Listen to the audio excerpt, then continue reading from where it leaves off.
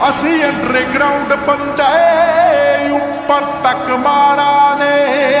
ਅਸੀਂ ਅੱਜ ਦੇ ਰਾਜੇ ਹਾਂ ਸਾਡਾ ਪਤਾ ਨਹੀਂ ਕੱਲ ਦਾ